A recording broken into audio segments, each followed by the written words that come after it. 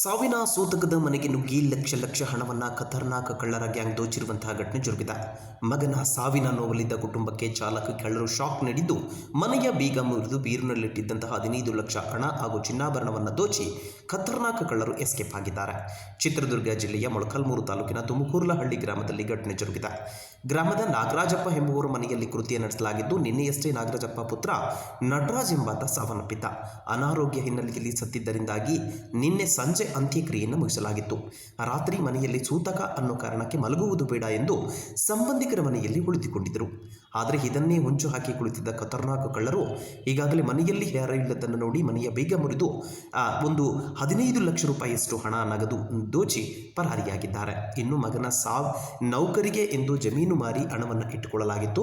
ಆದರೆ ಇದೀಗ ಮಗನನ್ನು ಕಳೆದುಕೊಂಡು ಹಣವನ್ನು ಕಳೆದುಕೊಂಡು ನಿಜಕ್ಕೂ ಕೂಡ ನಾಗರಾಜಪ್ಪ ಕುಟುಂಬ ಕಣ್ಣೀರಿಡ್ತಾ ಇದೆ. ಇನ್ನು ಘಟನಾ ಸ್ಥಳಕ್ಕೆ PSI ಮಹೇಶ್ ಹೊಸಪೇಟೆ ಹಾಗೂ ಬೆರಳಚ್ಚು ತಜ್ಞರು ಭೇಟಿ ನೀಡಿ ಪರಿಶೀಲನೆ ನಡೆಸಿದ್ದು, ಮೊಳಕಾಲ್ಮೂರು ಠಾಣಾ ವ್ಯಾಪ್ತಿಯಲ್ಲಿ ಪ್ರಕರಣ ದಾಖಲಾಗಿದೆ. ಇಲ್ಲಣ್ಣ, ನಮ್ಮ ತಮ್ಮನ ಗೊತ್ತಾಗಿತ್ತು. ನಾವು ನಮ್ಮ ತಮ್ಮನ ಮನೆಗೆ ಬರ್ಬೇಕಾದ್ರೆ ಇಲ್ಲಿ ಯಾರು ಇರೋದು ಬೇಡ, ನೀವೆಲ್ಲ ನವನಾಗೆ ಇರ್ತೀರ ಅಂತಂದು ಕರ್ಕೊಂಡೋಗಿ ನಮ್ಮ ಚಿಕ್ಕಮ್ಮರ ಮನೆಗೆ ಇದ್ವಿ. ಬೆಳಿಗ್ಗೆ ಬಂದು ನಮ್ಮ ಮನೆಯವ್ರು ಬಂದು ನೋಡಬೇಕಾದ್ರೆ ಬೀಗ ನಮ್ಮವಲ್ಲ, ಇವು ಬೇರೆಯವರು ಬೀಗ ಬಾಮಮ್ಮ ಅಂತ ನಮ್ಮ ಅಪ್ಪಾಜಿನ ಕರ್ಕೊಂಡು ಬಂದು ನೋಡಿದಾಗ ನಮಗೆ ಗೊತ್ತಾಗಿದ್ದು ಇದು ಕಳ್ತನ ಆಗಿರೋದಂತ. ನಿನ್ನೆ ಸಾವಾಗಿದ್ದ ಮನೆ 2:30-3 ಗಂಟೆಗೆ ಮಣ್ಣಾಗಿತ್ತು.